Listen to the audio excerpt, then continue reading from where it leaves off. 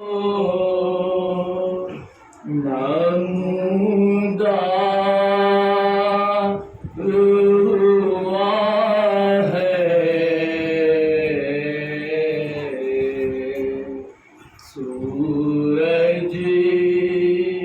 کی طرح جو نمودار ہوا ہے، یہ آئینہ ایک رات میں تیار ہوا ہے، جس حر کو اذان نہ جگہ پائی وہی حر شبیر کی آواز پر بیدار ہوا ہے، شبیر کا غم ایسا سمندر ہے کہ جس میں جو ٹھیک سے ڈوبا ہے وہی پار ہوا ہے، سورج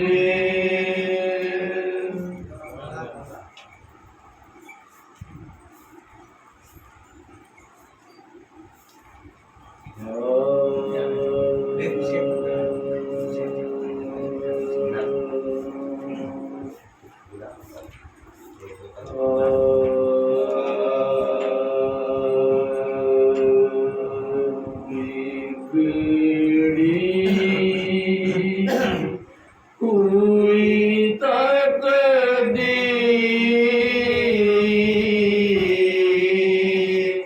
بنا کیوں نہیں لیتے، بگڑی ہوئی تقدیر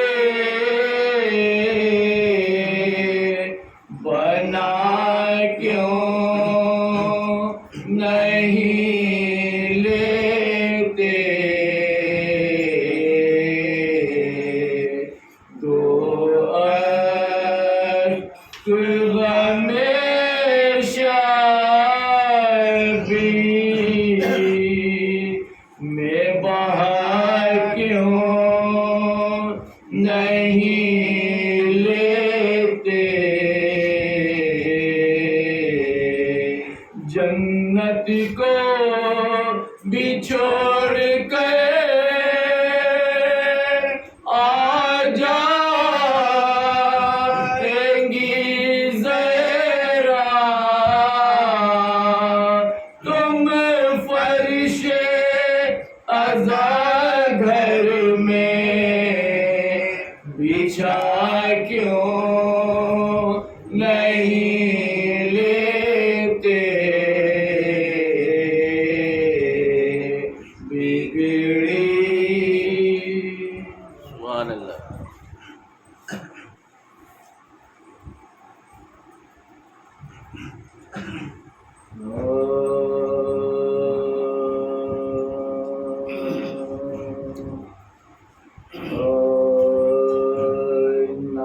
خدا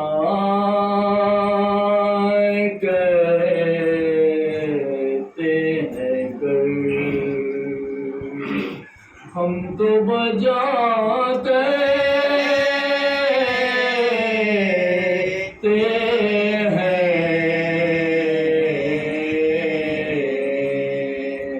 نہ خدا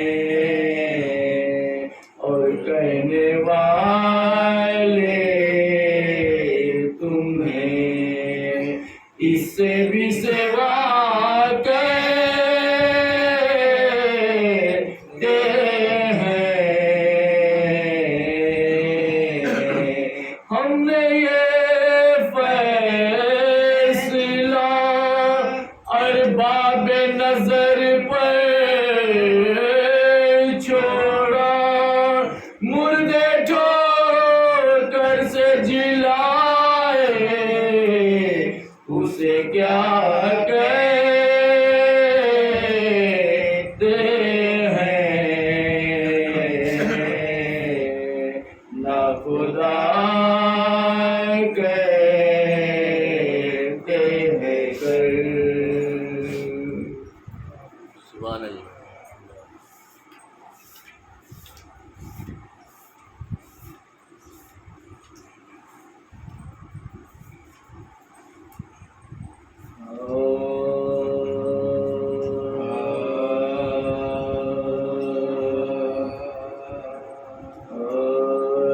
شبیر جیسا فضل کا پیکر نہیں ملا.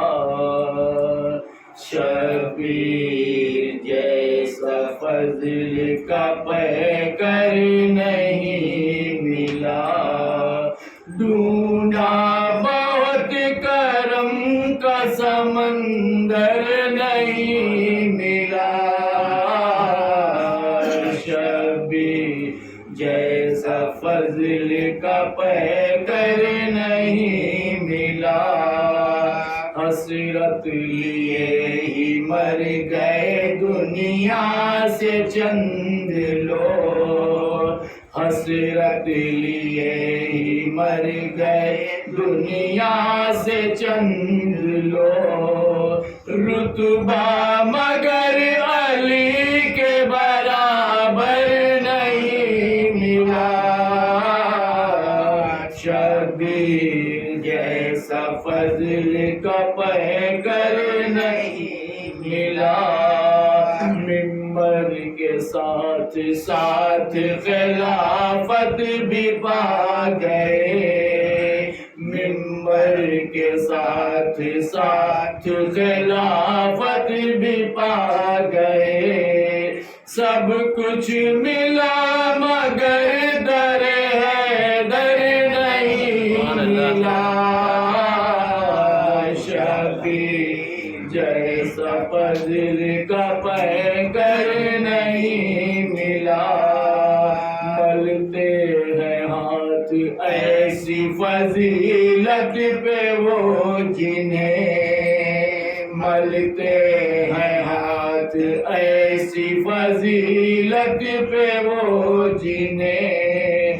ہجرت کی شب رسول کا بستر نہیں ملا.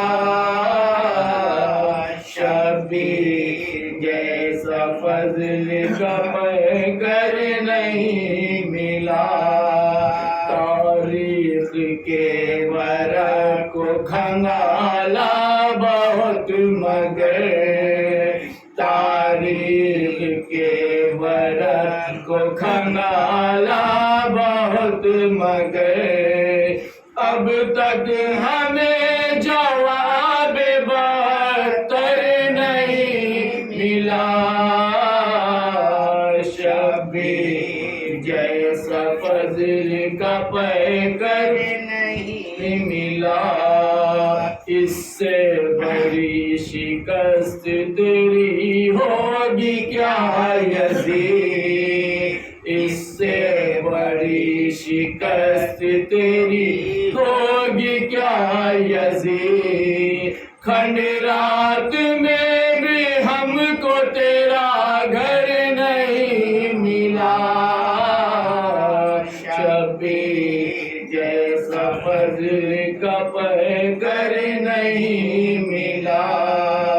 شبیر کی دعا کا اثر تھا جو بعد جان. شبیر کی دعا کا اثر تھا جو بعد جان. اتنا کسی کا لاش معطر نہیں ملا. شبیر جیسا فضل کا پیکر نہیں ملا. خنجر سے جس نے مانگا ہو کاوش کرم کی بھی. خنجر سے جس نے مانگا ہو کاوش کرم کی بھی. کرب و بلا میں ایسا کوئی سر نہیں ملا. شبیر جیسا فضل کا پیکر نہیں ملا.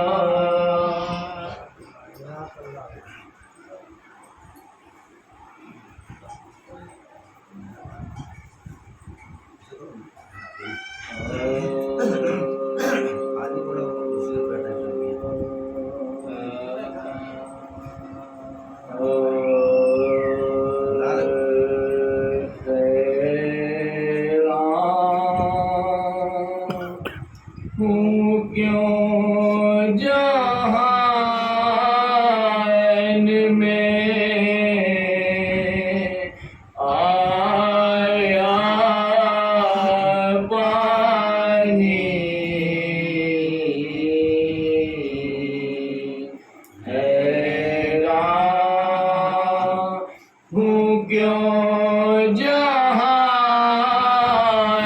میں آیا پانی دریا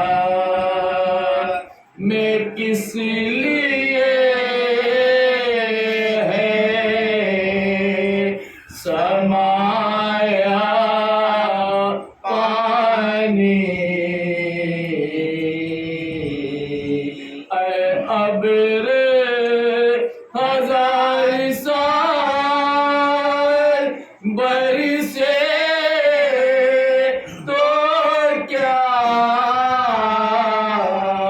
اے ابر ہزار سال برسے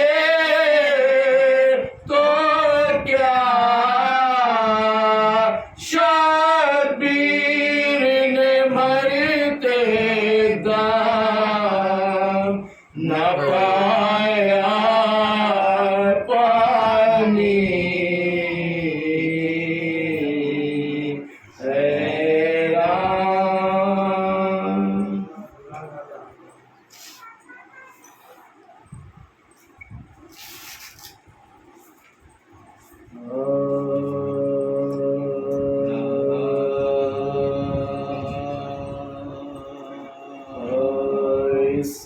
سکینہ قید ہو کر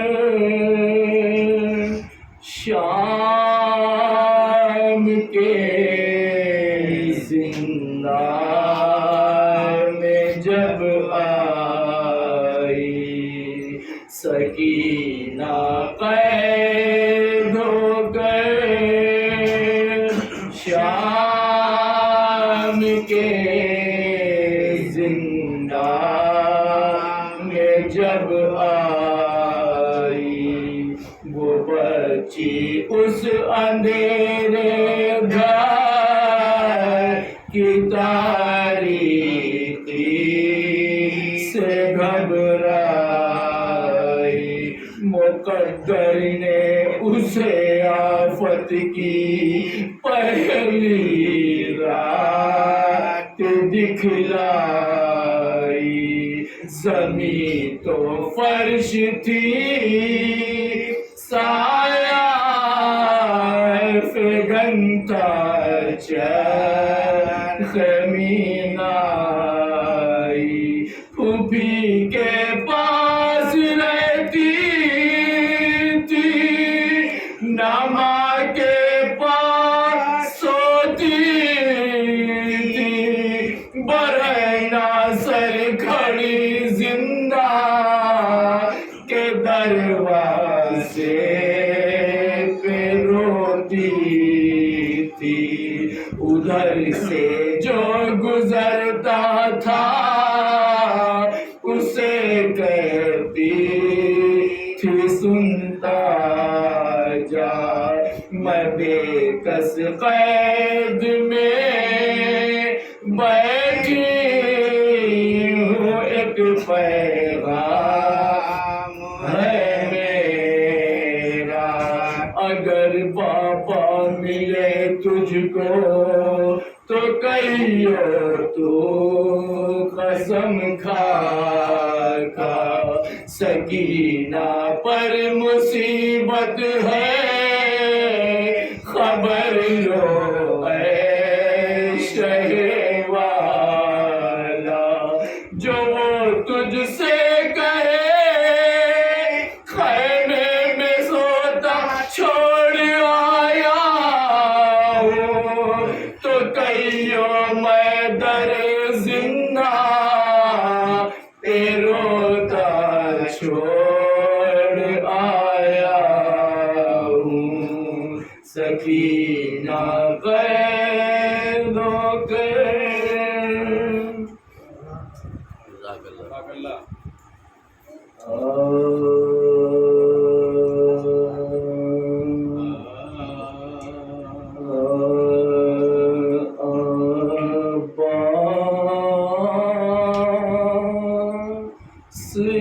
کیا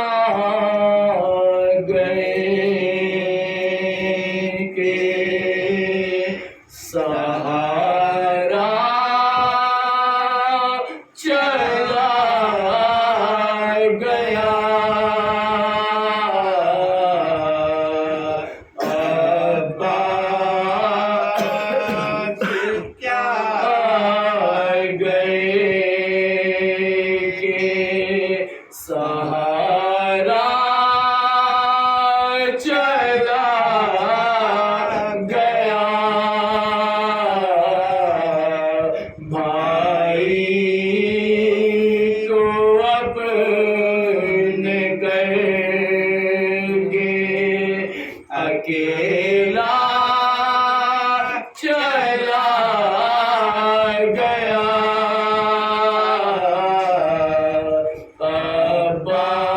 عباس کیا گئے کہ سہارا چلا گیا چھوڑا نہ جس نے ساتھ کسی موڑ پر کبھی ہو کر جدا بدن سے وہ سایہ چلا گیا عباس کیا گئے ایک خط زمین پہ کھینچ کے نیزے کی نوک سے فوجیں لائی کو روکنے والا چلا گیا عباس کیا گئے شبیر پوچھتے رہے مختار کی خاک سے تو ہی بتا کدھر میرا سقا چلا گیا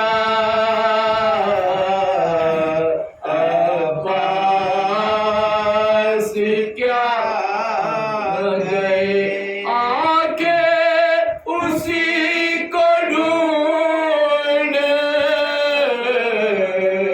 رہی ہے حسین کی جو لے کے سارے گھر کا اجالا چلا گیا عباس کیا گئے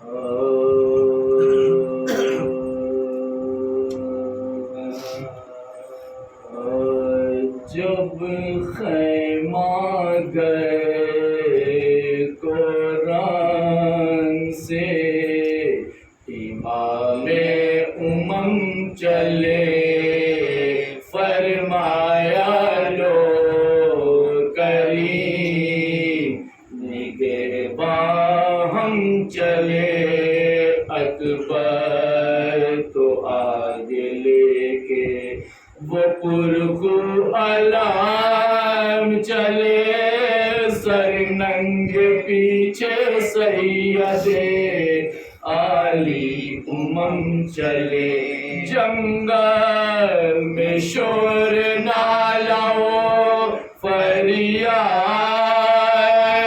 آہتا حضرت کے پیچھے اسب علمدار شاہ تھا جب خیمہ گئے فضا کھڑی تھی خیمے کے در پر جو بے خبر حضرت کو اس نے دور سے دیکھا برہنہ سا الٹ کے خیمے کا بولی وہ نوحگر سیدانیوں اٹھو الگ آتا ہے خون کا اکبر علم لیے ہے علی کا نشان نہیں کوتل فرس تو آتا ہے وہ نوجوان نہیں جب خیمہ گئے گورا سمجھے یہ سب کے بازوئے عباس کٹ گئے سیدانیوں کے تن سے لہو اور گھٹ گئے بچوں کے ننھے ننھے جگر غم سے پٹ گئے رنگ اڑ گیا رخوں سے کلیجے الٹ گئے ہر دل پہ برق رنجو غم و یاس گر پڑی بچوں سمے زوجہ عباس گر پڑی جب خیمہ گئے گورا اکبر علم کو خیمے کے اندر جھکا کے لائے سر اپنا پیٹتے ہوئے گھر میں حسین آئے چلاتے تھے کہ بھائی کو بھائی کہاں سے پائے عاشق نے ساتھ چھوڑ دیا میرا ہائے ہائے چھینا اجل نے ہم سے ہمارے دلیر کو لو بیبیوں ترائی میں چھوڑا شیر کو جب خیمہ گئے گورا زینب سے رو کے کہنے لگے سرور زمان لے کر نشاں کو جائے کہاں اب یہ بے وطن اب تو نہ فوج ہے نہ علمدار سب شکار گھر لٹ گیا علم کو بڑھاؤ اب بہن لو یہ نشانی شہر دل دل سوار لو پٹکا علم سے کھول لو پنجہ اتار لو جب خیمہ گئے قرآن سے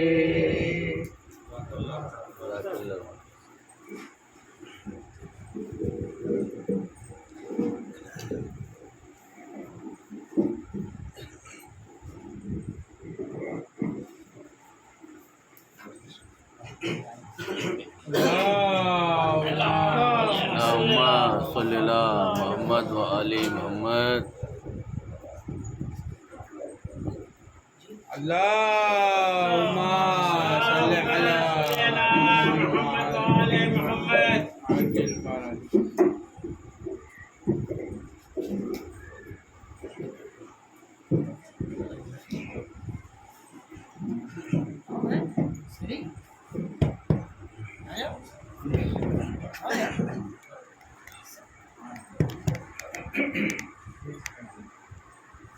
رحم الله من قرأ الفاتحة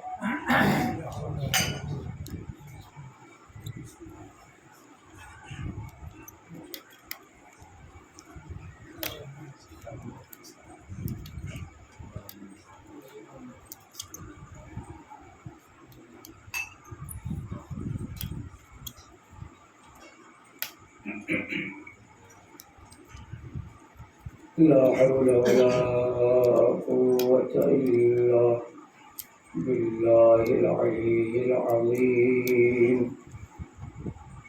أعوذ بالله من الشيطان اللعين الرجيم. بسم الله الرحمن الرحيم. الحمد لله الذي إليه مصائر الخلق وعواقب الأمر. نحمده على عظيم إحسانه ونير برهانه ونوام فضله وامتنانه، حمدا يكون لحقه قضاء ولشكره أداء، وإلى ثوابه مقربا ولحسن مزيده موجبا.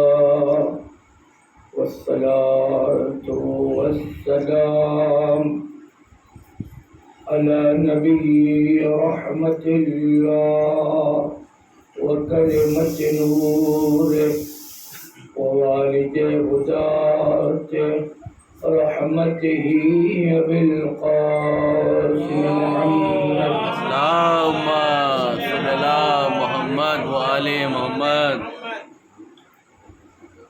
ولا سيما بقية الله في الأرضين، واللعنة الدائمة على أعدائهم أجمعين، لا سيما الكفر والعصيان والفسوق. أما بعد، فقد قال الله تبارك وتعالى في كتابه الكريم: بسم الله الرحمن الرحيم. يا أيها الناس أنتم الفقراء إلى الله والله هو الغني الحميد. صلوات اللهم صل على محمد وآل محمد.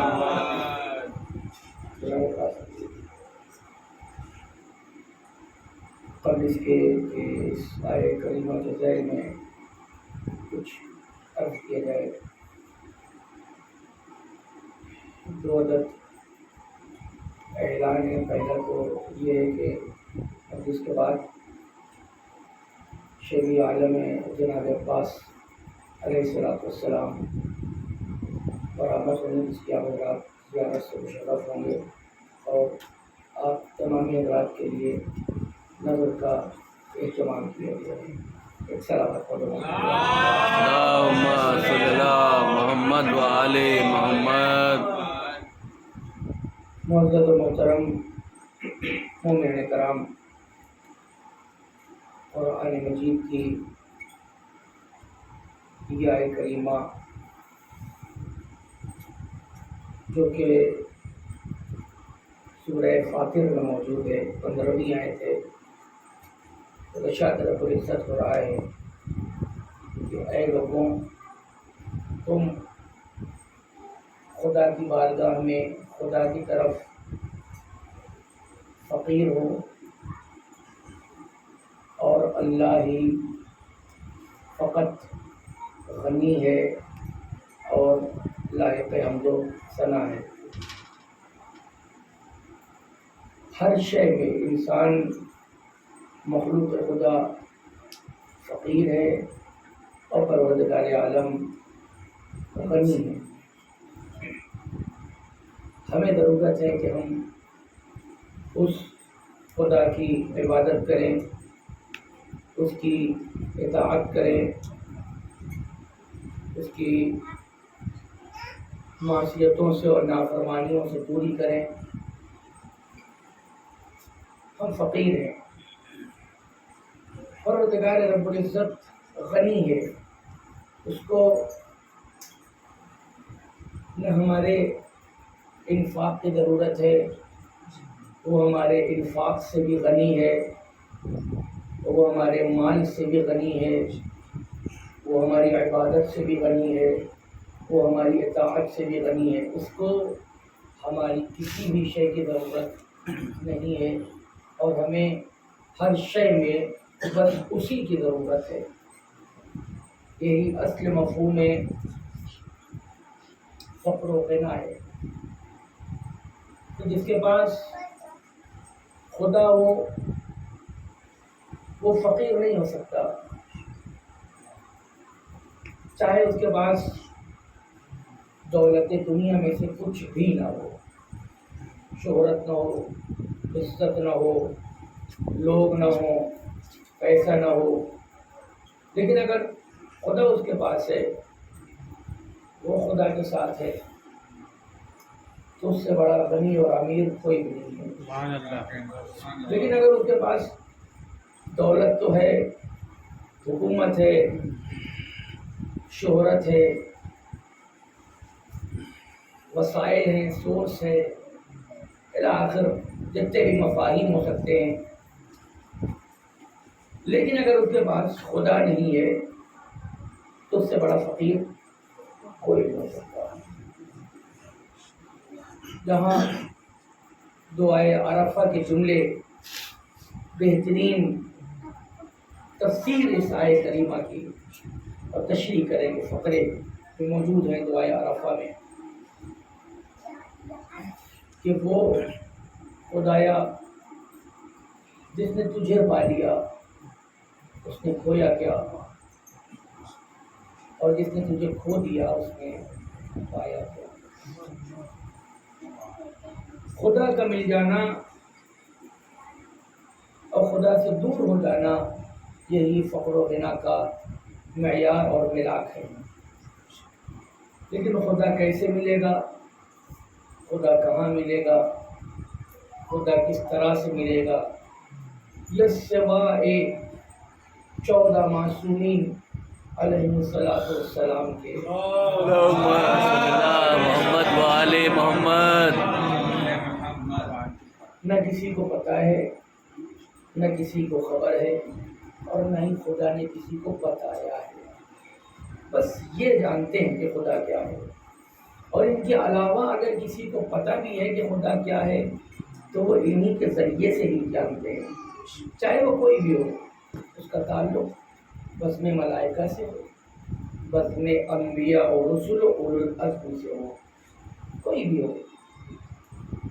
اور اس طریقے کی باتوں کو خود سمجھنے والے لوگ وہ اپنے عقائد کی اصلاح کریں،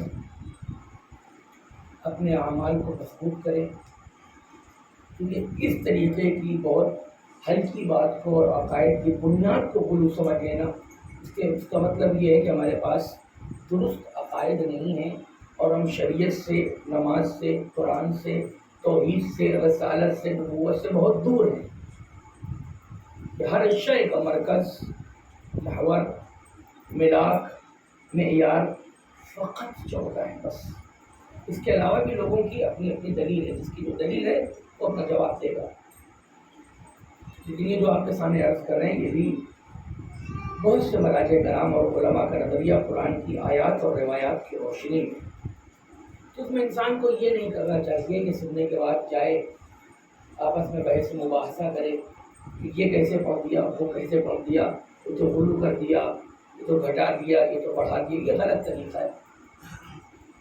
طریقہ صحیح یہ ہے کہ جو پڑھ رہا ہے،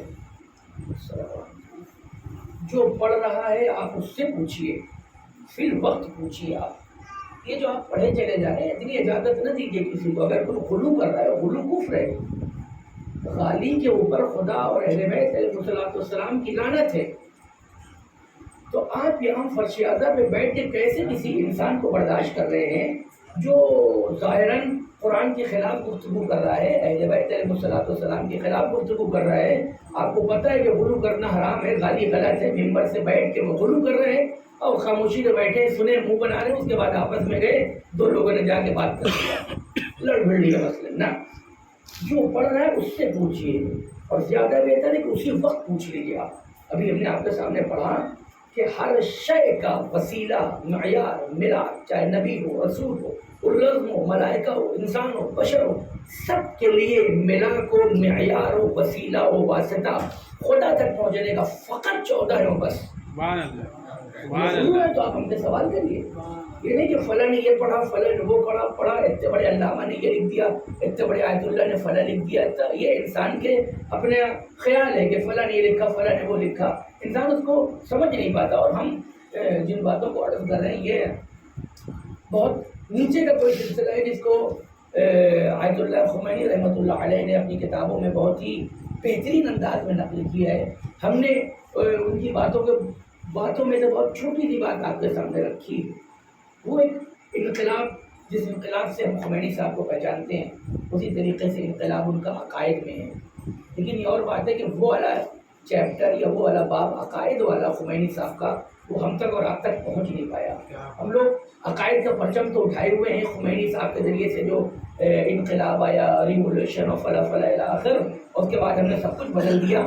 ہم یہ بھی تو ذرا دیکھیں کہ خمینی صاحب نے عقائد کے سلسلے سے کیا تحریر فرمایا ہے، اہل بیت علیہ السلام کے سلسلے سے کیا لکھ رہے ہیں۔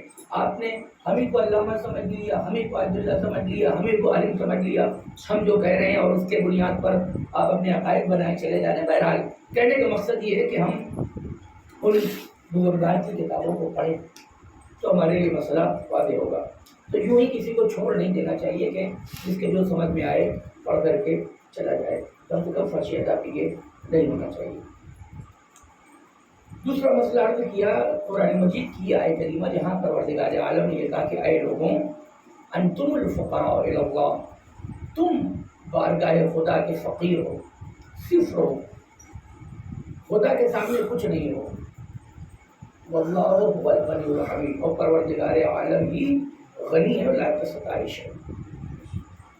تمہارے پاس تمہاری اولاد، تمہاری دولت، تمہارا پیسہ، تمہارا گھر، تمہارا ثروت، کچھ بھی تمہارا نہیں ہے۔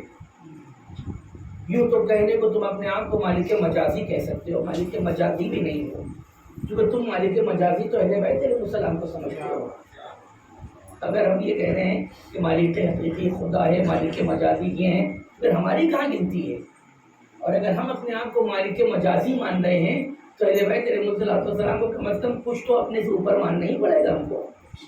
خدا نہیں ہے یہ، لیکن کچھ تو اپنی اصطلاحات ہمیں بنائیں، لکھیں کہیں کتاب میں کہ کیا ہے یہ، یہی کہ ہمارے جیسے ہمارے برابر ہیں، کوئی فرق نہیں ہے، نستجیر باللہ فہر کیف۔ ان سلسلے سے اور عقائد کی بہرحال گفتگو نہیں ہے، تو گفتگو یہ ہو رہی ہے کہ فقر اور غنا، اسباب فقر کیا ہیں، انسان فقیر کیسے ہوتا ہے، اور دیکھیں انسان کس قدر فقیر ہے، کس قدر فقیر ہے انسان۔ دعا عرفہ میں امام حسین علیہ السلام کے جملے رسول اللہ محمد و آل محمد۔ الہی انا فقیر فی غنائی فکیف لا اکون فقیرا فی فقری۔ بار الہا میں اپنی غنا میں، ثروت میں، دولت مندی میں، دولت مند ہونے کے باوجود خدایا میں فقیر ہوں، تو میری فقر میں میری فقیری کا عالم کیا ہوگا۔ میں اپنے غنا میں فقیر ہوں، یعنی میرے پاس بہت دولت ہو تب بھی میں فقیر ہوں۔ میں اگر اس وقت فقیر ہوں جب میرے پاس کچھ بھی نہ ہو تو میرے فقر کا عالم کیا ہوگا۔ جیسا کہ آگے اس کے بعد کا جملہ ہے، انا جاہل فی علمی فکیف لا اکون جہولا فی جہلی۔ بار الہا میں ظاہری علوم کے بعد بھی جاہل ہوں، کچھ پڑھ لینے کے بعد، سمجھ لینے کے بعد، سیکھ لینے کے بعد بھی میں جاہل ہوں، تو میں اپنے جہل میں کس قدر جاہل ہوں گا۔ یہ بہت ہی عمیق جملے ہیں سرکار کے جو ارشاد فرمائے۔ بہرحال ہماری آپ کی زندگی میں بہت سی ایسی چیزیں ہوتی ہیں جس سے ہم اور آپ انجام دیتے ہیں، تو وہ ہمارے لیے کہیں نہ کہیں نقصان اور ضرر کا باعث اور سبب۔ آج کی جو گفتگو ہے بالکل دوسری گفتگو سے بالکل الگ ہے، کیونکہ یہ دوسرے وادی میں گفتگو ہونے والی ہے۔ اس طریقے کی گفتگو بہرحال ہونی چاہیے، اور یہ اس وجہ سے بھی کیونکہ جیسے ہم لوگ اپنا موبائل یا لیپ ٹاپ اس کو اپڈیٹ کرتے ہیں، پرانا ہو گیا اس کو اپڈیٹ کیا جاتا ہے، تو ویسے ہی وہ باتیں جو ہمارے اور آپ کے بیچ میں اس کو اپڈیٹ کر رہے ہیں. کیونکہ کچھ لوگ جن کے یہاں خواتین حاوی ہیں، جو خواتین کے اشارے پہ چلتے ہیں، وہ تو ساری چیزوں پہ عمل کر رہے ہیں، اور جو خواتین سے مخالفت کرتے ہیں کہتے ہیں یہ کتاب اورات میں لکھا ہے، یہ عورتوں کی بنائی ہوئی ہے، یہ عورتوں کی بنائی ہوئی ہے. تو اس کو ذرا سا اپڈیٹ کرنے کی کوشش کیا جائے کہ کتنا ان کا ہے اور کتنا اہل بیت علیہ الصلوۃ والسلام کا ہے. عنوان گفتگو اس آیہ کریمہ کے سلسلے سے موجبات فقر، وہ کون سی چیز ہے جس کی وجہ سے فقیری ہمارے ہاتھ لگتی ہے. بس اوقات ہم اور آپ اشکال کرتے ہیں، اعتراض کرتے ہیں، سوال کرتے ہیں، بھائی صبح سے شام تک دوڑ رہے ہیں، بزنس کر رہے ہیں، جاب کر رہے ہیں، محنت کر رہے ہیں، لیکن ہاتھ کچھ آ نہیں رہا ہے، پیسے میں ہمارے برکت نہیں ہو رہی ہے، یہ میرا جسم تو پوشاں ہے لیکن مل نہیں رہا ہے. بہت محنت کر رہے ہیں، بہت پیسہ کمایا تھا لیکن ہاتھ خالی ہے آج بھی. تو ہمیں ضروری ہے کہ ہماری توجہ ہو کہ موجبات فقر کیا ہے، وہ کون سی چیز ہے جو ہمیں فقیری میں ڈالے ہوئے ہے. اس کی سب سے اہم چیز جو ہے جس کے اوپر گفتگو نہ ہو پائے گی وہ ہے ہمارے بیکار عقائد اور کمزور عقائد. ہمارے عقائد ہم کو فقیری میں ڈالے ہوئے ہیں. اگر ہم اہل بیت علیہ الصلوۃ والسلام کو پہچان نہیں پا رہے ہیں، ان کو سمجھ نہیں پا رہے ہیں، اور ان کو اپنے جیسا یا اپنے سے کم بھی سمجھنے کی کوشش نہیں کر پا رہے ہیں بعض لوگ، تو اس کا مطلب یہ ہے کہ ہمارے یہاں فقر پایا جاتا ہے عقائد کا. اس کا مطلب یہ ہے کہ ہمارے پاس خدا نہیں ہے. جس کے پاس اہل بیت علیہ الصلوۃ والسلام کی معرفت ہے اس کے پاس خدا نہیں ہے، کچھ ہو یا نہ ہو. یہ دوسری بات ہے کہ آپ کے پاس نماز بھی نہیں ہے، روزہ بھی نہیں ہے، حج بھی نہیں ہے، چاہے جتنا پڑھ لو، چاہے جتنا کر لو، اگر خدا نہیں ہے کافر آدمی ہے. بھائی میں صبح سے شام تک نماز پڑھتا ہوں، میں پورے ماہ رمضان کے پورے سال روزے رکھتا ہوں، مثلاً جن ایک دو دنوں میں حرام میں روزہ رکھنا اس میں بھی میں روزہ رکھتا ہوں، اور تم تو کچھ قابل قبول ہے، تم خدا کو نہیں پہچانتے ہو. ویسے ہی ہم سے بھی کہا جائے گا کہ تم نے عبادت تو کیا لیکن خدا کو پہچانتے نہیں تھے. صرف لا الہ الا اللہ زبان سے کہہ دینا یہ توحید نہیں ہے، بلکہ اہل بیت اطہار علیہ الصلوۃ والسلام کی معرفت، ان کو پہچاننا یہ توحید ہے. یہ خدا نہیں ہے، یہ اللہ نہیں ہے، یہ اللہ کی طرف بلاتے ہیں اپنے ہر عمل سے. کوئی یہ نہیں کہہ سکتا کہ یہ کسی وقت لوگوں کو اپنی طرف بلا رہے ہیں، ان کو ضرورت نہیں ہے. اور انسانوں کو کیا ضرورت ہے بلانے کی، جن کے اشارے پہ تلوار چلے، جن کے ارادے پر درخت اپنی جگہ سے اکھڑ کے چلا آئے، جن کے اشارے سے قالین کا بنا ہوا شعر زندہ ہو جائے. سبحان اللہ، سبحان اللہ. یہ چیزیں جہاں پر دنیا میں کسی اور کو قدرت اور قوت نہ ہو، جہاں ان کو قدرت اور اختیار حاصل ہے، تو وہاں ضرورت نہیں ہوتی کہ لوگوں کو اپنی طرف کھینچیں. ظاہراً تو یہ لگ رہا ہے کہ اپنے طرف بلا رہے ہیں، لیکن حقیقت یہ دعوت ہے خدا کی طرف. اسی وجہ سے زیارتوں میں، دعاؤں میں، حدیثوں میں ایک مستحکم جملہ اور متواتر جملہ جو موجود وہی ہے، السلام علیکم ایھا الدعاۃ الی اللہ. سلام ان ذوات مقدسہ کے اوپر جو فقط خدا کی طرف بلاتے اور بس، اور کوئی مقصد ہی نہیں ہے ان کی حیات کا. اور یہاں ان کو کیوں بھیجا یہ کسی کو نہیں پتا ہے. کوئی اپنے پاس سے لکھنے لگے کہ نماز کے لیے بھیج دیا، روزے کے لیے بھیج دیا، اور یہ نہ آتے نماز نہ پڑھے تو ان کو بھی جنت نہ ملے. نستجیر باللہ. ایسا کہنے والا کہیں نہ کہیں مجرم ہے، گستاخ ہے، وہ توحید کے خلاف ہے، قرآن کے خلاف ہے. ان کو اللہ نے یہاں کیوں بھیجا، کیوں کا کہیں جواب نہیں ہوتا. شریعت کے کسی بھی کیوں کا جواب کسی کو نہیں پتا. شاید ہو سکتا ہے کہ بچوں کو لگے کہ نئی بات ہے تو ان سے سوال کریے گا، ابھی بھی سوال کریے گا. اگر ابھی اس طریقے کا ماحول نہیں بن پا رہا ہے تو مجلس کے بعد پوچھے گا کہ یہ آپ کیسے کریں کہ کیوں کا نہیں ہے. کیونکہ بہت سی حدیثیں پائی جاتی ہیں کہ یہ کیوں ہے، یہ کیوں ہے، یہ کیوں ہے، قبر پہ پانی کیوں ہے، عزیز و اقربا اپنے عزیز و اقربا کو مٹی کیوں نہ ڈالیں، یہ کیوں جتنے کیوں ہیں. تو آپ کہیں گے کہ وہاں حدیث موجود ہے، آپ کہیں کیوں کا جواب ہے. تو وہ علت نہیں ہے، وہ حکمت ہے. ایک جواب کے باقی انشاءاللہ کیونکہ یہ موضوع نہیں ہے، جب آپ لوگ سوال کریے گا تو پھر اس کے اوپر مباحثہ ہوگی اور گفتگو ہوگا اس کے اوپر. کہ بہرحال کہنے کا مطلب صرف یہ ہے کہ شریعت میں کسی بھی کیوں کا جواب کسی کو دیا ہی نہیں گیا. اور بعض لوگوں نے تو یہ لکھ دیا کہ اہل بیت علیہ الصلوۃ والسلام کو بھی نہیں پتا کہ کیوں، اور جس نے لکھا ہے وہ اپنا جواب دے گا، لیکن یہ غلط نظریہ. انشاءاللہ ایسے نہیں ہو سکتا کہ اہل بیت علیہ السلام کو پتہ نہ ہو، ناممکن ہے، اس کی ہزاروں دلیل موجود ہے، سو نہیں ہزاروں دلیل موجود ہے کہ ایسا نہیں ہو سکتا کہ اہل بیت علیہ السلام کو نہ پتہ ہو کہ کیوں. لیکن بہرحال اتنا تو ہم اور آپ تو کہہ سکتے ہیں کہ ہمیں اور آپ کو کسی بھی شریعت کا کیوں نہیں پتہ ہے کہ کیوں یہ چیز کیوں ہے. اور جب انسان اپنے آپ کو خدا کا بندہ مان چکا ہے تو بندے کو یہ حق نہیں ہے کہ خدا کہہ دے تو کہے کہ کیوں نہیں. عبودیت کے تقاضے کے خلاف ہے یہ کیوں. حکمت ایک دوسری چیز ہے، علت ایک دوسری چیز ہے. بہرحال تو یہ جنبی گفتگو تھی، درمیان کی تھی کہ سب سے پہلا مفہوم فقر، موجبات فقر، انسان کے عقائد خراب ہوں. اہل بیت علیہ السلام کو اپنے جیسا سمجھ کے بیٹھا ہے، بعض اوقات اپنے سے بھی نیچے سمجھ رہے بعض لوگ، بعض غلط لوگوں کے بیانات کی وجہ سے.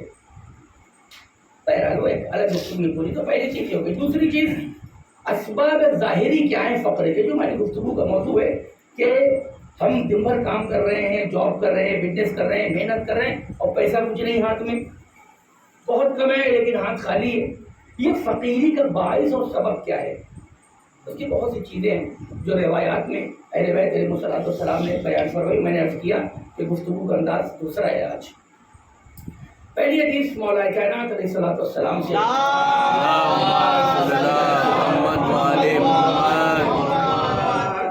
بہت مفصل حدیث ہے، لمبی حدیث ہے. درمیان میں امام نے فرمایا وَالتَّمَشُّطُ مِنْ قِيَامٍ يُورِثُ الْفَقْرَ، کھڑے ہو کر کے کنگھی کرنا باعث فقر ہے. ہم لوگ کیا کہتے ہیں، بعض لوگ جو بہت زیادہ اویئرنیس دکھانا چاہتے ہیں، بیداری، یہ سب کتابیں اور رات کی بات ہے اور دقیانوسی اور چھوڑو ہٹاؤ. اہل بیت علیہ السلام کی حدیث، اور ایک دو حدیث نہیں، کئی حدیثیں. کھڑے ہو کے اگر کنگھی کرو گے تو کیا ہوگا؟ باعث فقر ہے. فقیری، تم گویا فقیری کو کھینچ رہے ہو اپنے طرف. کیا خالی کھڑے ہو کے کنگھی کر لیا. لیکن چونکہ دنیا اسباب و مسببات کی سسٹمیٹک دنیا ہے. بھائی تلوار ہے، تلوار آپ کسی کے گردن کو چلا دیے گا تو کیا ہوگا؟ گردن کٹ جائے گی، خون بہے گا. تو ویسے ہی بعض ہمارے اعمال ہیں، ہم جب اعمال کو انجام دیں گے تو ان اعمال کا کچھ اثر ہوتا ہے جو ہمارے اوپر ہوتا ہے، ہمارے ساتھ والوں کے ساتھ ہوتا ہے، ہمارے گھر والوں کے ساتھ ہوتا ہے، ہمارے معاشرے پہ ہوتا ہے. عمل انجام ہم دیتے ہیں، اثر اتنے لوگوں پہ ہو سکتا ہے اس کا. تو بہرحال اس ایک عمل کا ریئیکشن آپ یہ کہہ سکتے ہیں، اس کا سائڈ ایفیکٹ کہہ سکتے ہیں، اثر وقعی کیا ہے کہ امام نے فرمایا کہ اگر کھڑے ہو کے کنگھی کرو گے تو کیا ہے؟ باعث فقر ہے. فقیر کو تم اپنے طرف کھینچ رہے ہو. دوسری حدیث اسی سلسلے سے، انسان چونکہ اپنے ظاہری زندگی میں پریشان ہے، قرض ہمارے اوپر بہت زیادہ ہو گیا. جہاں آپ کو دنیاوی چیزوں میں اپنا دماغ لگانا ہے وہاں آپ کو یہ بھی دیکھنا ہے کہ قرآن و حدیث نے کہیں کچھ ایسا تو نہیں بتایا کہ جس کے کرنے کی وجہ سے ہم قرض میں ڈوب جائیں. حدیث ہے رسول اللہ صلی اللہ علیہ وآلہ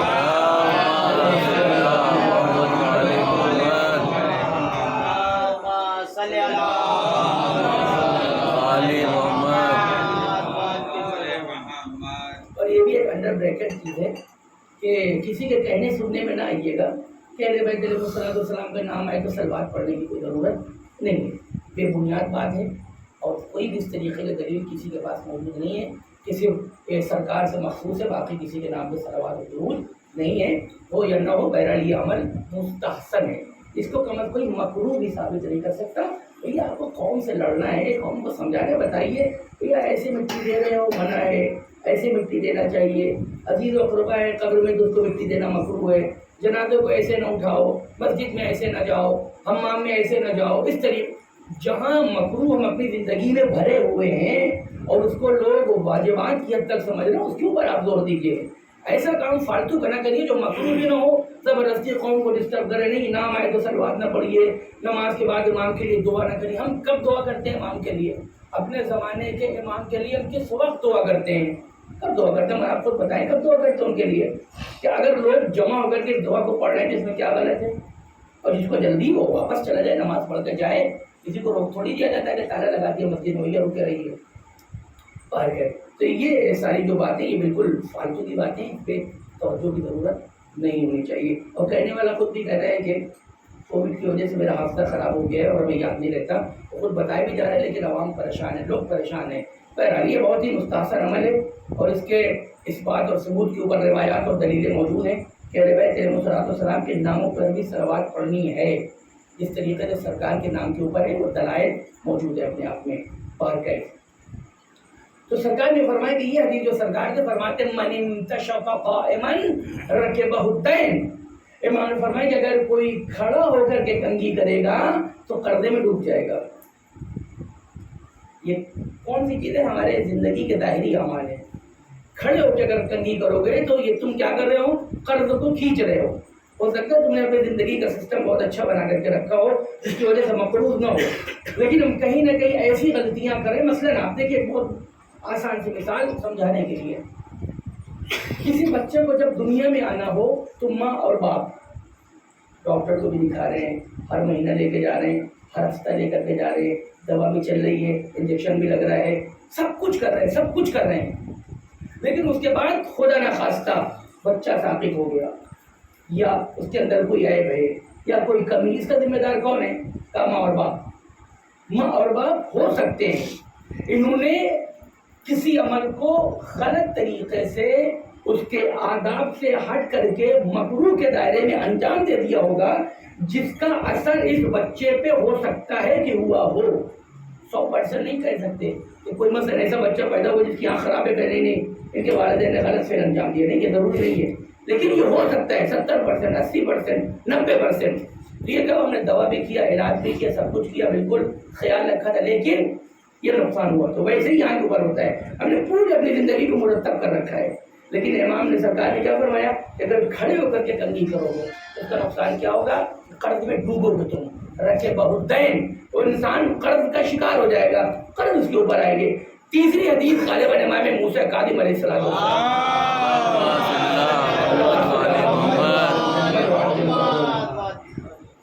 امام فرماتے ہیں لا تمتشط وانت قائم، اس کو ہارٹ پیشنٹ بھی سن سکتے ہیں بڑی آسانی سے، وانت قائم فانه يعرض الضعف في القلب۔ امام نے فرمایا کہ کھڑے ہو کے کنگھی نہ کرو، اس لیے کہ کھڑے ہو کے اگر کنگھی کرو گے تو تمہارا دل کمزور ہوگا۔ کیوں؟ کیونکہ کوئی جواب نہیں ہے۔ وَتَمْتَشِطْ وَأَنْتَ جَالِسٌ، اور جب کنگھی کر رہے ہو تو بیٹھ کر کے کنگھی کرو، فائدہ کیا ہوگا؟ فَإِنَّهُ يُقَوِّي الْقَلْبَ وَيُمَخِّخُ الْجِلْدَ، بیٹھ کر کے اگر کنگھی کرو گے تو یہ تمہارے دل کو مضبوطی عطا کرے گا اور تمہاری اسکن میں بہترین خون کو دوڑا دے گا۔ انسان اپنی اسکن کے لیے، اسکن کے باقاعدہ ڈاکٹر ہوتے ہیں، اسپیشلسٹ ہوتے ہیں، اسکن کے مرض کے، اسکن کی جو بیماریاں ہیں انسان ادھر ادھر بھاگتے ہیں، وہ دوا بھی کرتے رہے، لیکن جو اہل بیت علیہ السلام نے بتایا ان باتوں کے اوپر بھی عمل کرے۔ تو آپ بیٹھ کر کے کنگھی کرو تو تمہاری جو اسکن کی دقتیں ہیں، پریشانیاں ہیں، پرابلمس ہیں، مریضی ہے، بیماری ہے، اس سے کیا ہوگا؟ تمہارے بدن میں خون دوڑے گا، تمہاری اسکن پہلے جیسی ہو جائے گی۔ اور اسکن کے اوپر لوگ کتنا پریشان ہیں، یہ 40 سال کا آدمی چاہ رہا ہے کہ 20 سال کا دکھے۔ صلوات پڑھے محمد والے محمد والے محمد۔ یہ پہلا سبب ہو گیا کہ جو ہماری زندگی میں ہے ہم اس کے اوپر غور نہیں کرتے۔ کہیں نہ کہیں لوگ یہ کہتے ہیں کہ تقیانوسی باتیں ہیں، یہ کتاب اوراد کی باتیں ہیں، یہ عورتوں کی باتیں ہیں، یہ بڑے بزرگوں کی باتیں۔ کتابوں میں نے لکھا نہیں، ایسا نہیں ہے، کتابوں میں لکھا ہے اور یہ عمل مکروہ ہے، اور اہل بیت طاہر علیہ السلام کی حدیثوں میں موجود ہے کہ یہ سبب بنے گا کس چیز کا؟ فقر کا۔ تینوں حدیثوں کا خلاصہ کیا ہو گیا کہ کھڑے ہو کے کنگھی کرنے سے ہم فقیر ہو سکتے ہیں، پہلی چیز۔ دوسری چیز آپ نے بہت سنا ہوگا، ایک بار پھر سے عرض کرتے ہیں کہ ذرا سا موضوع بدلا ہوا ہے، کچھ لوگ یہ سوچے کیونکہ یہاں پہ ایک عجیب سا ماحول ہے الہ آباد میں خاص کر کے، تو جب یہاں اہل بیت علیہ السلام کے فضائل پڑھے جاتے ہیں تو کچھ لوگ بیچارے ہضم نہیں کر پاتے۔ جو بھی دیکھو، اگر ہم ہضم نہیں کر پا رہے تو یہ میرے ضمیر کی کمی ہے اور یہ میری عاقبت کو برباد کرتے ہیں۔ واقعاً ایسے کئی لوگوں سے بات ہوئی ہے یا کچھ لوگوں نے سننے میں آیا ہے تو فضائل پڑھیں، پھر کیا پڑھا جائے مجلس میں؟ آپ بتائیے مجلس میں کیا پڑھیں؟ قرآن میں سوائے اس کے اور کیا ہے؟ آپ تقلید کی بات کریں گے، تقلید میں سوائے اہل بیت علیہ السلام کے کیا ہے؟ ولایت فقیہ کی بات کریں گے، سوائے اہل بیت علیہ السلام کے کیا ہے؟ نماز کے بعد کریں گے سوائے اہل بیت علیہ السلام کے کیا ہے؟ اس کا مطلب اب آپ الگ کر رہے ہیں کہ یہ آپ کا ذہن کاٹ رہا ہے، خدا نے کاٹ کاٹ کے نہیں بیان کیا ہے. سبحان اللہ سبحان اللہ. لیکن یہ بہرحال خاص کر کے جو یہاں کا ایک بیماری ہے، اس وجہ سے بھی ہم نے کہا موضوع بالکل بدل دیں، پھر یہاں بھی لوگ وہی والی بات کر دیں گے. یہ تو ایک دم پتہ نہیں کون سی گفتگو ہو گئی، کون سی بات ہو گئی. وہ منو سلوا آ رہا تھا کہنے لگے ہاں ٹھیک ہے. اس کے بعد جب کہنے لگے ہم کو دال چاہیے، تو وہ والی بات ہمارے پاس نہیں ہونے. ہم ایک مقام کے اوپر رہیں کہ ہمیں کیا چاہیے، ہمارے مجلسوں کا، ہمارے جمعے کے خطبے کا، ہمارے فلاں فلاں چیزوں کا معیار کیا ہونا چاہیے. کوئی حاکم وقت یا کوئی وقت کا چیئرمین یہ نہیں طے کرے گا کہ آپ کو جمعے کے خطبے میں کیا بولنا ہے، کیا کہنا ہے. یا تو آپ وقت کا چیئرمین جسے بنا رہے وہ کوئی آیت اللہ ہو تو وہ بتائے کہ آپ کو کیا پڑھنا ہے. لیکن وہ جاہل اور نیل بٹا سناٹا ہو تو اس کو حق نہیں ہے کہنے کا کہ آپ خطبے میں کیا کہیے، کیا کہنا ہے. سبحان اللہ. آخر یہ سب بدتمیزی اور بےہودگی ہے. آپ بتائیں گے کہ دین کیا ہے؟ پہلی بات تو دین کی چیزوں میں قبضہ کرے بیٹھے ہو. امام بارگاہ تمہارے پاس ہے، مسجد تمہارے پاس ہے، پراپرٹی تمہارے پاس ہے، تم جیسے چاہو بیچو. کسی کا نام نہیں لے رہے ہم، تم جیسے چاہو بیچ لو. لیکن اگر کوئی اور بیچ لے تو تم کھڑے ہو گئے جھنڈا لے کے. یہ کیا مطلب ہے؟ آپ نے بیچا کتنا سمجھ میں آیا؟ جب آپ پکڑے گئے، آپ نے غلط آدمی کو لایا، غلط آدمی نے قوم کی دھجی اڑا دیا، اور پھر آ کر کے اس طریقے کے الٹے سیدھے بیانات کہ اگر کوئی یہ کہنے لگے آپ بھی موجود تھے وہاں کے اوپر اور بھی لوگ آپ موجود تھے سب کے، اس جملے کی حقیقت کیا ہو سکتی ہے؟ اگر کوئی یہ کہہ دے وقت کے مسئلے کو لے کر کے الہ آباد کے سارے مولوی امام زمانہ اجل اللہ تعالیٰ فرج شریف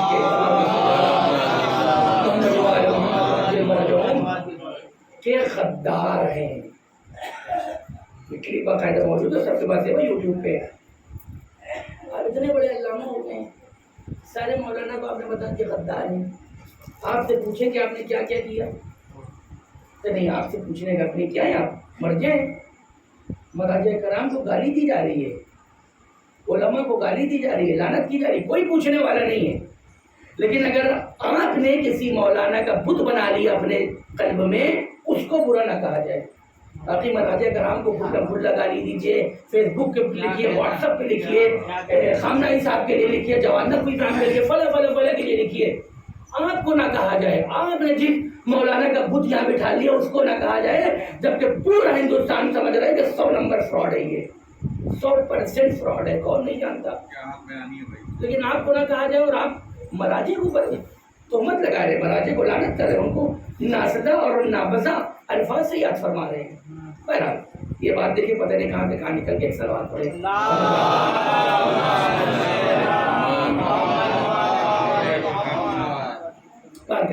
تو یہ بات ہو رہی تھی کہ ماحول بہرحال چینج تھوڑا سا ہو جانا چاہیے کہ یہ اس طریقے کا موضوع. لیکن یہ اہل بیت علیہ السلام کے کلمات ہم کو پتہ ہونے چاہیے. ممبر سے دو ہی چیز بیان ہو سکتی ہے، یا تو اہل بیت علیہ السلام کو بیان کیا جائے یا اہل بیت علیہ السلام کی باتیں بیان کی جائیں. باقی تیسری کوئی چیز کے لیے ممبر نہیں ہے کہ آپ اپنے خاندان کا پرچار کریں، وہ اپنی انجمن کا پرچار کریں، وہ اپنے وقت کو بچائیں اور فلاں اپنے وقت کو بچائیں، جبکہ دونوں کا وقت امام حسین علیہ السلام کے خلاف ہے.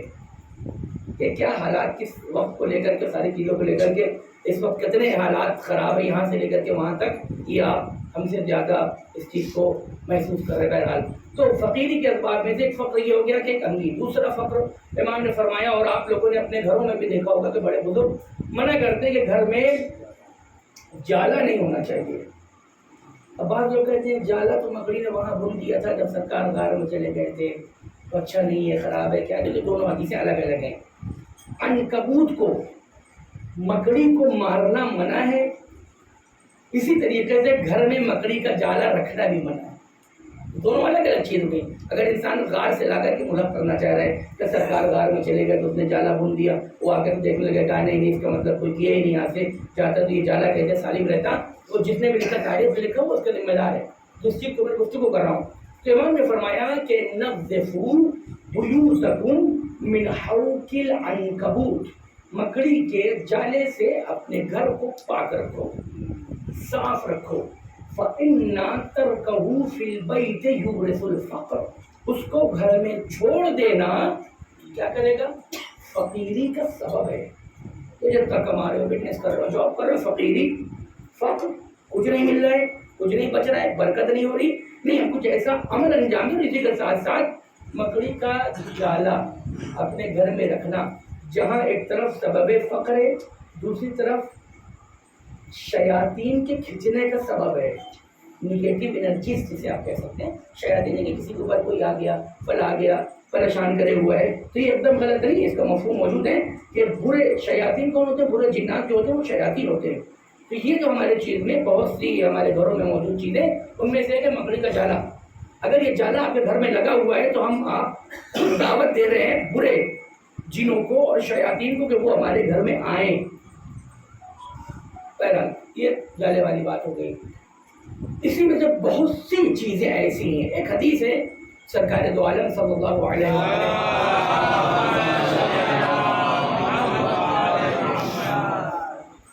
دیکھیے امانت داری شیعہ کی پہچان ہے. خائن شیعہ نہیں ہو سکتا.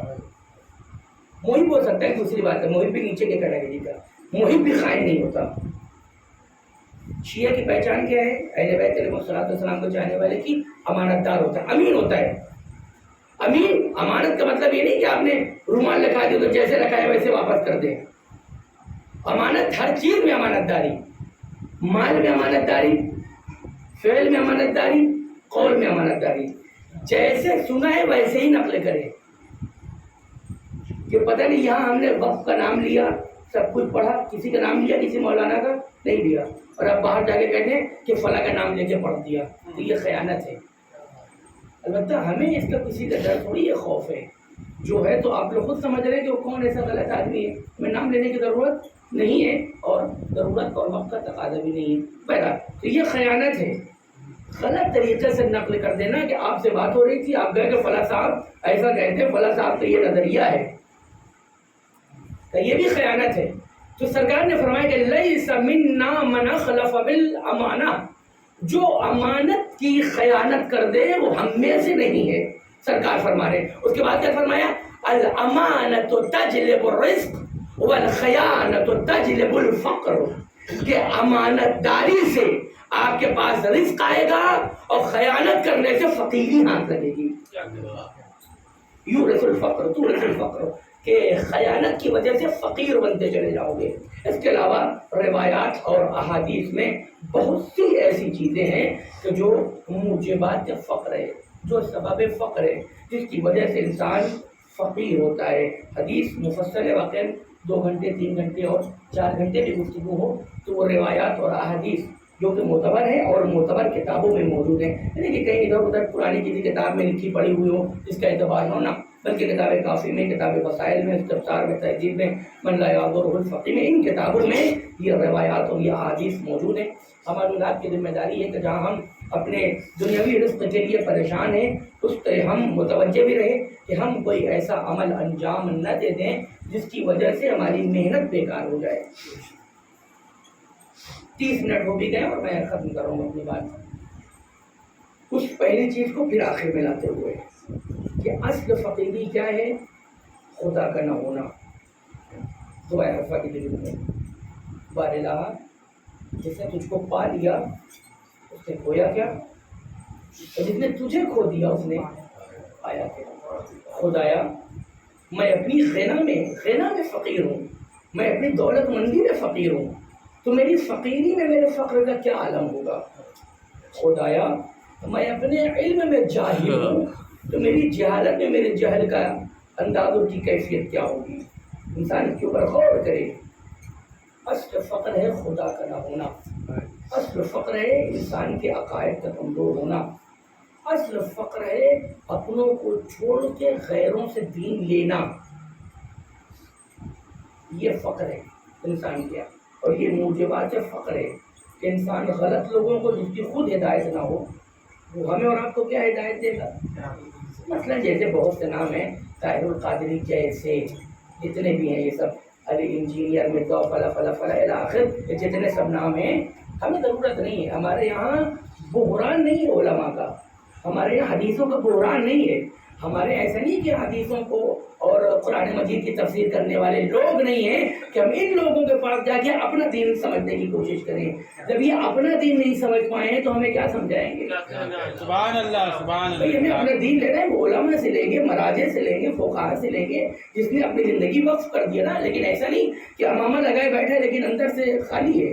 امامہ لگائے قبا پہنے بیٹھے لیکن پتہ چلا کوئی میرے جیسا آدمی اپنے ظلم کو چھپا رہے قبا میں، کوئی اپنی فراڈ کو چھپا رہے قبا میں، کوئی اپنی مکاری کو چھپا رہے فراڈ قبا میں، کوئی اپنی خیانت کو چھپا رہا ہے، کوئی وقت کی پراپرٹی کو چھپائے اپنی ابا اور امامے میں. ایسے لوگوں سے دین نہیں لیا جا سکتا.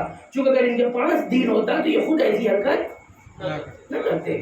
لیکن ایسا نہیں ہے کہ آج ہمارے پاس مذہب تشیع میں کوئی ایسا انسان نہیں ہے جس سے ہم جا کر کے دین لیں.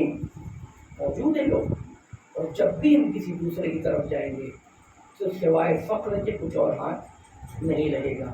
فاقد الشیء یہ علم فلسفے کا قانون بھی ہے کہ وہ انسان جو خود خالی ہو وہ دوسرے کو نہیں دے سکتا. قانون عقلی قانون ہے یہ.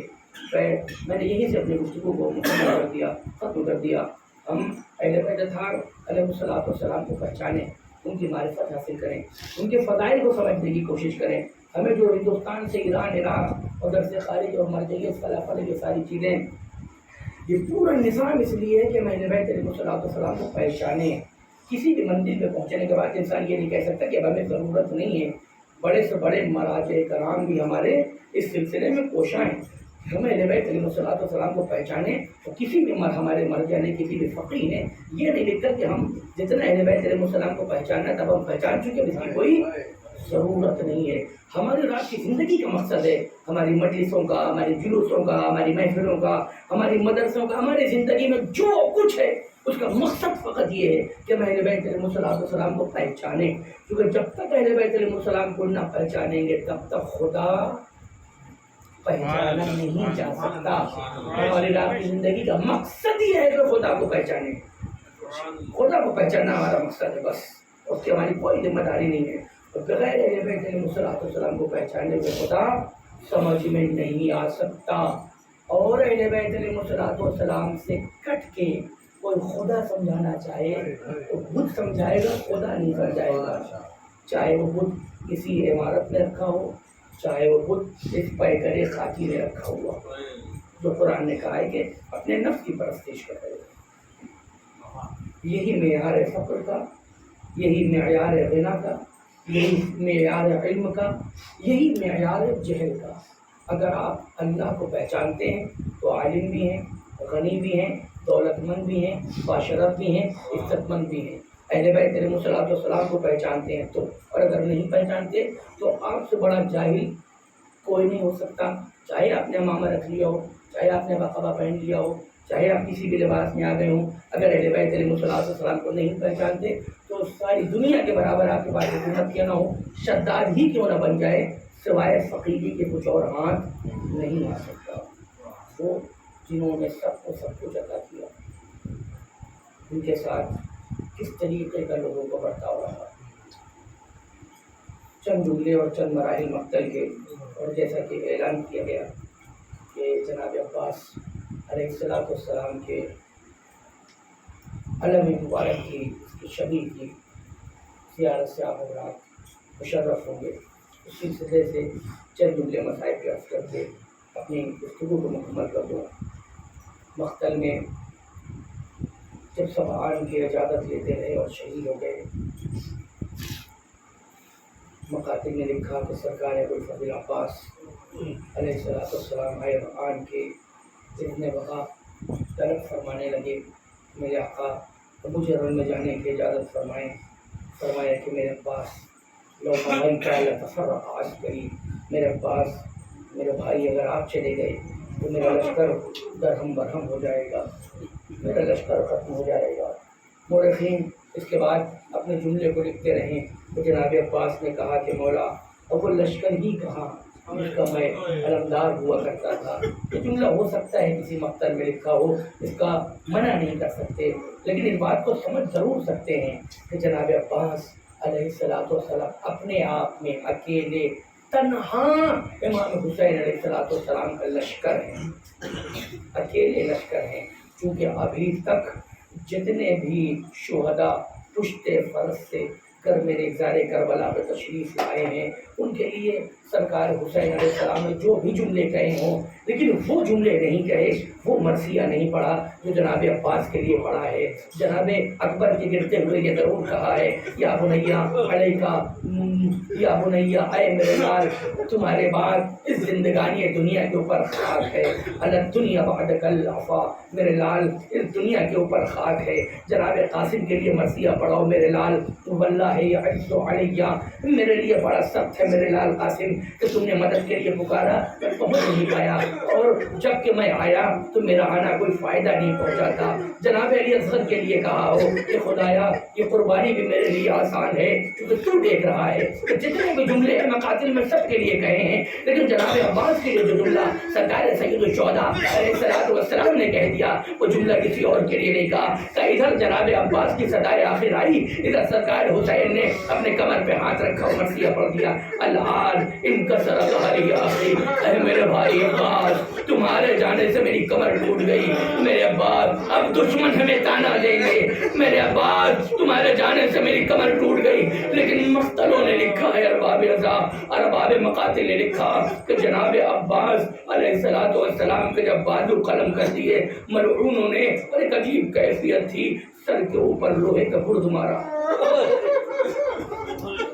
عجب کیفیت ہے جناب عباس علیہ السلام کی۔ مقتلوں نے لکھا ہے کہ کربلا کے شہداء میں چند شہداء وہ تھے کہ جن کے جسم اتھر کا ملعونوں نے ٹکڑے ٹکڑے کر دیا تھا۔ جناب اکبر کے سلسلے سے ملتا ہے، جناب علی اکبر کے لیے بعض مقاتل نے لکھا قطعوہ اربا اربا، جناب علی اکبر کے ٹکڑے ٹکڑے کر دیے۔ یا جناب حسین علیہ السلام کے لیے ملتا ہے کہ اتنی تلواریں ماری کہ ٹکڑے ٹکڑے کر دیے۔ یا جناب عباس کے لیے ملتا ہے کہ جب جناب عباس کا لاشا چھوڑ کے ترائی پہ خیمے کی طرف آ گئے، پھر جب دشمنوں کو موقع ملا تو دشمنوں نے اتنی تلواریں ماری جناب عباس علیہ السلام کے جسم اتھر پہ کہ جسم کے ٹکڑے ٹکڑے کر دیے۔ لیکن مقتلوں نے لکھا کہ جناب عباس علیہ السلام کا عالم مبارک جب دونوں بازو قلم ہو گئے اور جسمی طریقے سے سنبھالے تھے، مقتل نے وہ مرحلہ بھی رقم کر دیا کہ یہ عالم جب زمین پہ آنے لگا تو یہ فقط عالم زمین پہ نہیں آ رہا ہے بلکہ جناب سکینہ کی آج سے جناب زینب کا سہارا ہے، سرکار حسین علیہ السلام کا پشت پناہ ہے جو مقتل کی زمین کے اوپر آ رہا ہے۔ سرکار حسین آئے، وہ تمامی جملے ہیں مقاتل کے جو عرض نہیں کرنے، بس یہ آخری جملہ مقتل کر کے اپنی گفتگو کو ختم کر رہا ہوں۔ سرکار حسین علیہ السلام جناب ابو الفضل عباس علیہ السلام کے علم مبارک کو اٹھاتے ہیں۔ یہ علم گرنے کے بعد جب پھر سے اٹھا، ایک مرتبہ بچوں کی آج بڑی سہارا ہوا کہ میرا چچا آ رہا ہے، چونکہ علم نظر آ رہا ہے لہذا میرا چچا آ رہا ہے۔ لیکن جیسے جیسے علم نزدیک آتا گیا حال واضح ہوتا گیا، کیا دیکھا کہ علم تو ہے لیکن علم کو لے جانے والے سرکار ابو الفضل عباس نہیں بلکہ سرکار حسین کے ہاتھوں میں علم ہے۔ بچے دامن سے لپٹ گئے، آقا چچا عباس کہاں ہے؟ وہ پانی کا وعدہ کر کے گئے تھے۔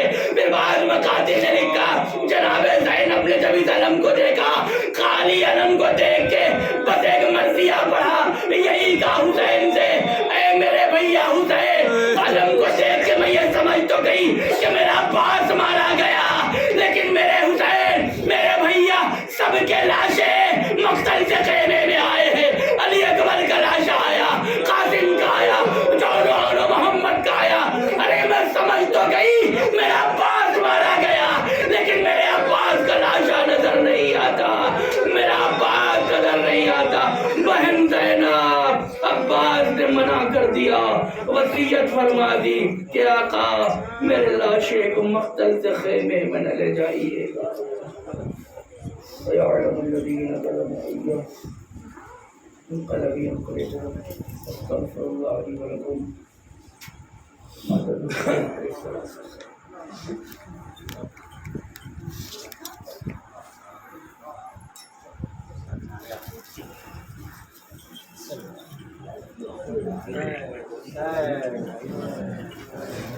Hey.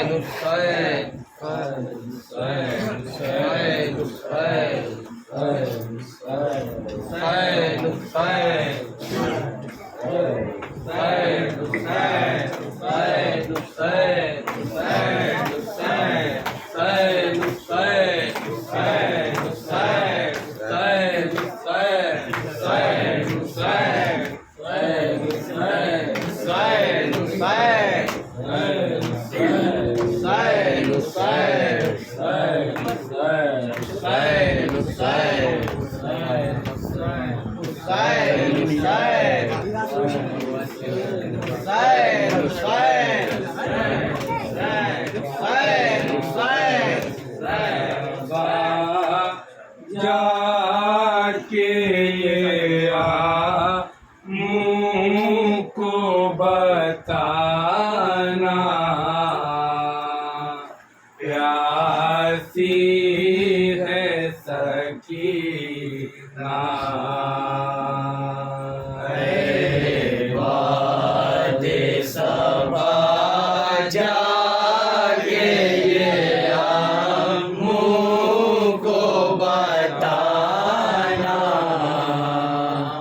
प्यासी है सकीना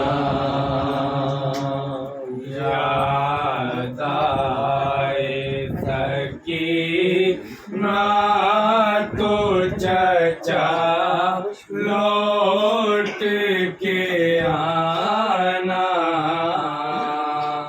प्यासी है सकीना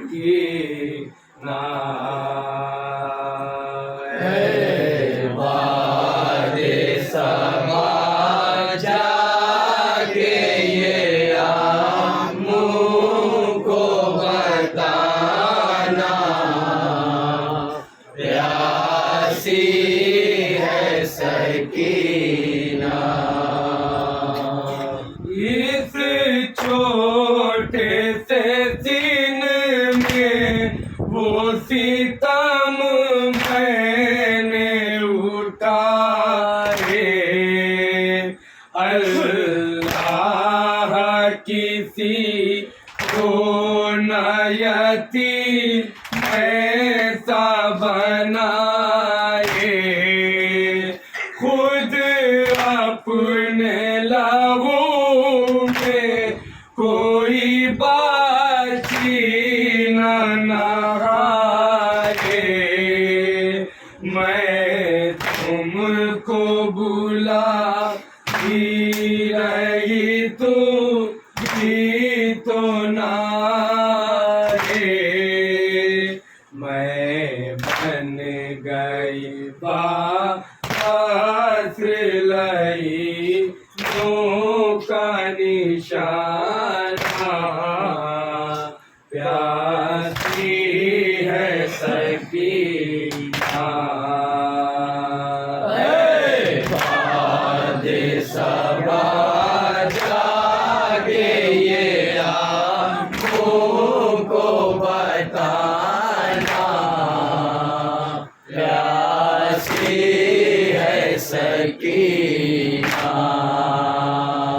घर लौट के जाते हर एक शाम परिंदे किस्मत में लिखे है मेरी दिशा के अंधेरे कब तक मैं जीऊंगी यूं ही अश्कों के सहारे लगता है कि मर जाऊंगी अब दूर वतन से होगा ना मोया मुझे घर लौट के जाना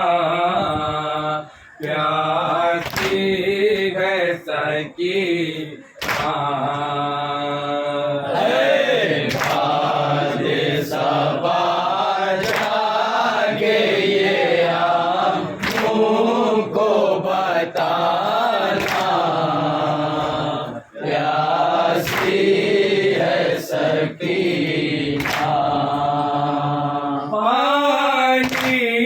کی طلب مجھ کو کھلاتی رہی تو کہتا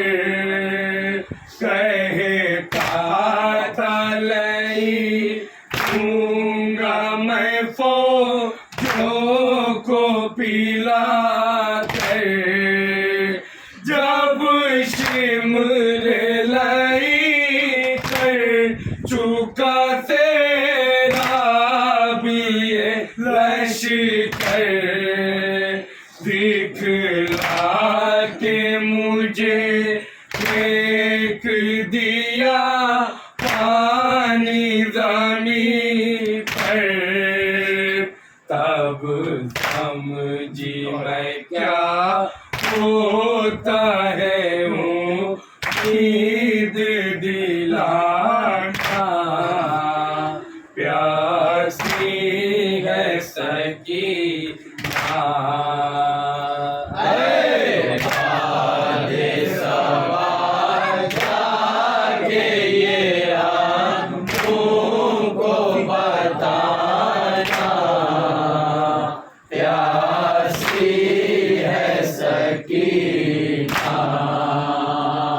ایک راسی میں ہم سب کے گلے باندھ کے آتا کرتے ہوئے تشہیر چلے جانب کوفہ اور اٹھ پہ مصیبت یہ دقت میرا تھا چھوٹا جب اٹھتی تھی پھوپھی یا تو گلا کھینچتا تھا میرا گردن کا میرے زخم چچا دیکھنے آنا پیاسی ہے سکینہ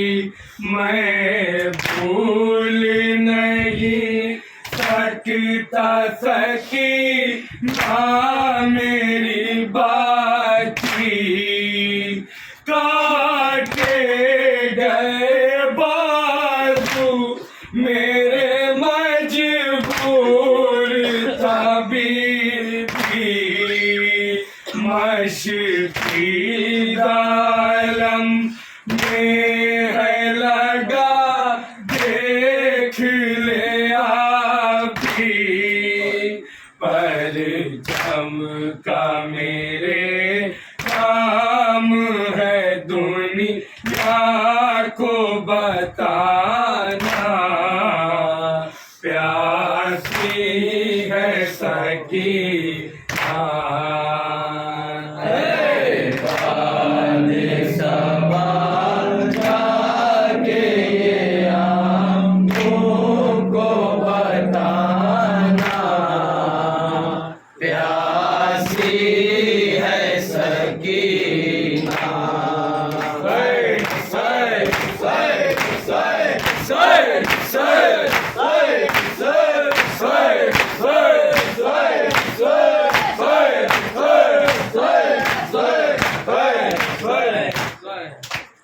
السلام عليك يا رسول الله، السلام عليك يا أمير المؤمنين، السلام عليك يا فاطمة الزهراء، السلام عليك يا حسن بن علي، السلام عليك يا حسين بن علي، السلام عليك يا علي بن الحسين، السلام عليك يا محمد بن علي، السلام عليك يا جعفر بن محمد، السلام عليك يا موسى بن جعفر، السلام عليك يا علي بن موسى، السلام عليك يا محمد بن علي، السلام عليك يا علي بن محمد، السلام عليك يا حسن بن علي، السلام عليك يا حجة بن الحسن، السلام عليك يا صاحب الزمان، السلام عليك يا خليفة الرحمن، السلام عليك يا إمام زماننا هذا، عجل الله تعالى فرجك وسهل الله تعالى مخرجك ونورك. السلام عليكم جميعا ورحمة الله وبركاته.